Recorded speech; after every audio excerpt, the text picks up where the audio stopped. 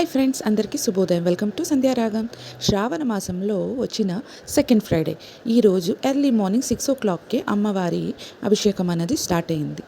So అమ్మవారికి ఈరోజు పాలతో, పంచామృతాలతో, సుగంధ ద్రవ్యాలతో అమ్మవారికి అభిషేకం చేసి హారతినిచ్చారు.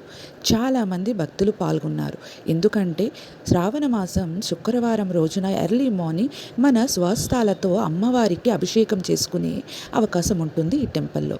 అందుకనే నేను రెగ్యులర్గా ఈ టెంపుల్కి వెళ్తూ ఉంటాను. ఎందుకంటే స్వయంగా మనం అమ్మవార్లకి తర్వాత శివయ్యకు, హనుమయ్యకు అభిషేకం చేసుకునే అవకాశం ఉంటుంది.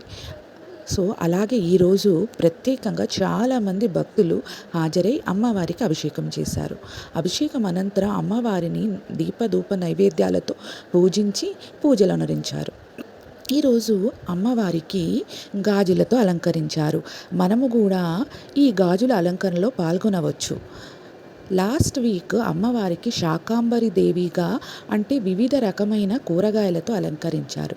ఈ వారం మాత్రం అమ్మవారిని చాలా రంగురంగుల గాజులతో అలంకరించారు. అమ్మవారు అలా అలంకరించిన తర్వాత అమ్మవారు చాలా అందంగా కనబడుతున్నారు. అమ్మవారిని అలంకరించాక అమ్మవారి యంత్రానికి కుంకుమార్చన జరుగుతుంది. అలాగే 10 o'clockకి సామూహిక కుంకుమార్చన కూడా నిర్వర్తిస్తారు. సో ఈ కుంకుమార్చనలో చాలామంది భక్తులు పాల్గొన్నారు. ఎందుకంటే శ్రావణ మాసంలో అమ్మవారికి కుంకుమతో అర్చించుకుంటే సౌభాగ్యం కలకాలం వర్ధిల్లుతుందని ఒక ప్రగాఢ నమ్మకం. ఫ్రైడే మార్నింగ్ అండ్ ఈవినింగ్ కూడా కుంకుమార్చన జరుగుతుంది. తరువాత లలిత సహస్రనామాలు కూడా చదువుతారు. సో మీరు కూడా పాల్గొనాలి అనుకుంటే తప్పకుండా మాతో వచ్చి చేరండి. అలాగే ఈవినింగ్ కుంకుమార్చనలో మళ్ళీ కలుద్దాం. అంతవరకు bye bye Sanju family. Please like, share, subscribe.